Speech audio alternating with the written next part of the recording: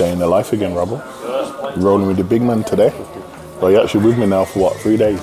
Yeah. So we're going to be heading to Dublin to work with the local drugs and alcohol task force for the next 3 days. So we're going to be delivering some training. Second time we've been in Dublin now for 2 consecutive years. We don't have the whole team with us this time, but I'm kind of hoping that we're able to kind of bridge that gap between the knowledge around some of the issues that we experience across the waters.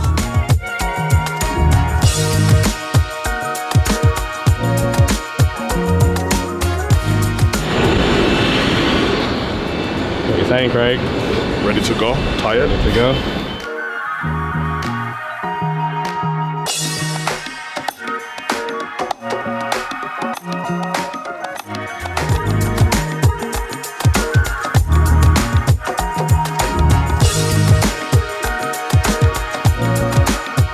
So we're en route to our first session of the day.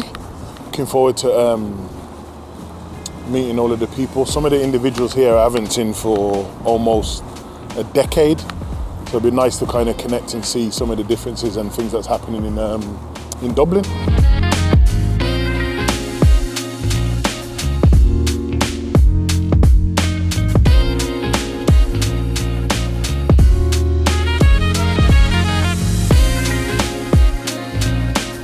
Invited to Dublin in 2011 to speak at a conference. And I was really nervous because I was a very much young youth worker at that particular time.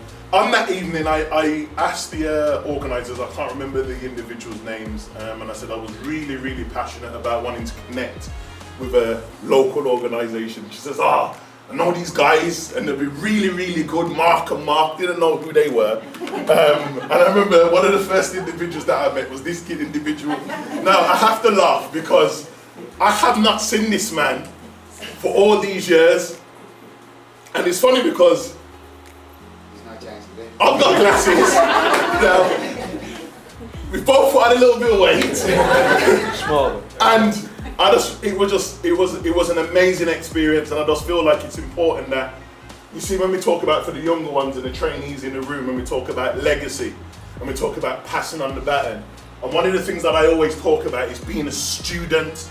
We have to always be students. Youth workers smile, youth workers engage, and all I'm just saying is that's the energy that I want over the next couple of days. We're youth workers, we're working with children and young people. And I always say to trainees and youth workers that if you're coming into a room and you're sitting there and you're quiet, I respect you might be shy, but youth workers engage, we're vibrant, we are the glue. And anyone that works in schools and works in colleges, you know that when you're working with those troubled young people, all it takes sometimes is that look.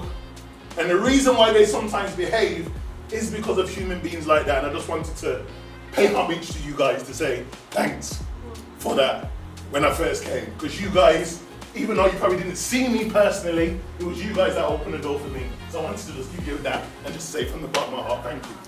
It's been really hard to find training, specifically around youth violence. We've had a little bit of training around child trafficking, but nothing really that goes into the practicalities of youth work and working with young people who are involved with violence. And we had looked at all over Ireland for this training, we couldn't find it. So I had been talking to a colleague who had worked with Craig before and had a really positive experience. Of course, there are going to be many elements that we can't change. But my thing is about what's the quality of your practice. This is what the next 2 days are about. What is the quality of your practice? But that's all I'm here to challenge and get you to think about. I don't expect nothing to majorly change over the next couple of days. But if I can change your position in the way in which you look at things, then it stops you from having what is called a saviour complex.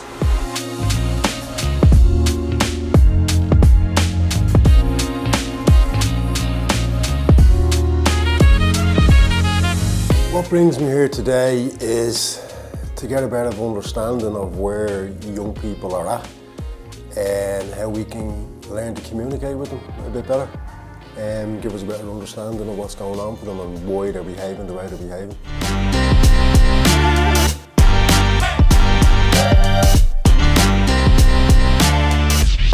find it very interesting.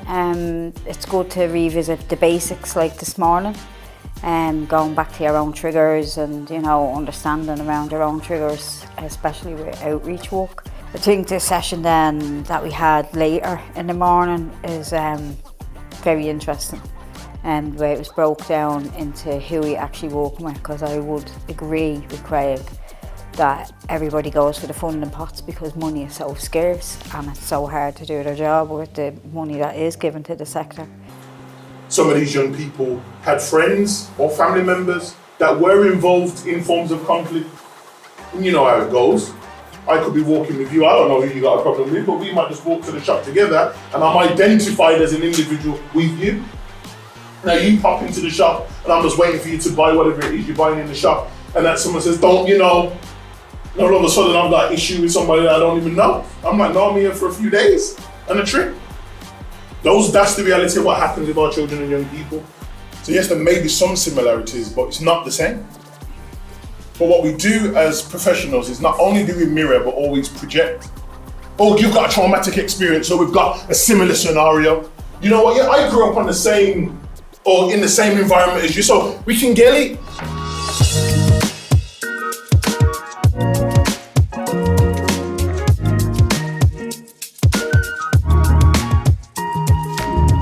I don't know, we've kind of established that it's 2013 thereabouts, the last time that we were here, and to see the impact of the work, it's gone from, we've always been told that we need to educate the younger generations. We kind of got stuck in on the gang things, thinking that if we teach them, they can filter the information out to the younger generation, but it's more apparent now that the younger generation are starting to become the bigger influencers, for want of a better expression. What's going on in the streets of the city of Dublin? Are these things being picked up? Because tomorrow when you start to listen to some of the music, a lot of these things are now starting to filter into different cities. So remember, I'm not from London, but now Friday afternoon I got called, I got an email from one of the heads of the alternative provisions and pupil referral units, because we had a session about this on Monday, and by Friday they're saying Craig is now here. They shut a number of primary and secondary schools down. The police upped their presence at certain schools and certain campuses. WH Smith stopped selling compasses to young people under a certain age and metal combs that were coming from schools. But obviously these ideas are not sustainable. And when I first came to Dublin, there was guys walking on the street with shotguns. It was these guys that were out on the street. So in my understanding, from what I remember, those guys weren't comfortable, these guys weren't fazed with that type of behavior. Some of you in the room might be like, what do you mean people walking around with shotguns? I don't know what the situation was. I don't know what the incident was, but I just remember walking with these guys. They had a walkie-talkie and they seemed very comfortable in their environment.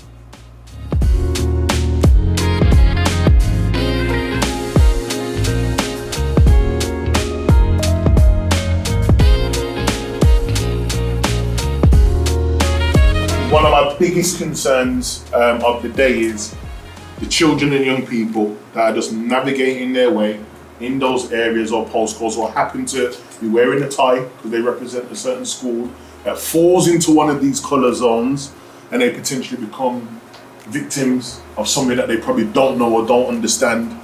And I think in terms of, when I go back to my previous point about the issues are becoming complex and nuanced, it's understanding those things, that the children and young people that are being targeted now are not necessarily involved. I think that the chart that he done, the typology chart is good, and also the how he broke that down. I think we may do that as an exercise in our own team, but I also, the point I was going to make is that COVID has had a huge impact on that target group, that age group, that generation, that 2-3 year period. And I think that there is a disconnect between services, even our own, and that street gang type of group. So I suppose, to use the chart that he used to actually look, that he wrote out, to actually look at how do we get back to what we had with that profile of young person. In your areas, in environments where you realise, you know what the gap is, no one's working with them, either you or an organisation needs to be developed or a programme needs to be developed to get workers that understand here. So I know in our organisation, for those that work in this environment, most of the individuals are ones with lived experience. The only difference is in my organisation, not only do you need lived experience, you need to have knowledge, you need to be trained in a certain type of way to respond at this issue. Day one's wrapped up. It was a good day. You know, it was crazy, if I'm being honest, Rob. I ain't seen some of these individuals for over 13 years.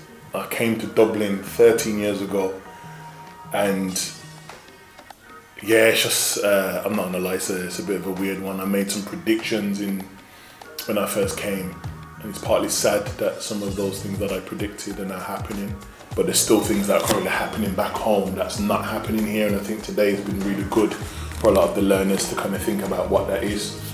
So I'm looking forward to day 2, which is going to be looking at social media and the relation to violence, which is what my world is all about. So yeah, man, day 1, done.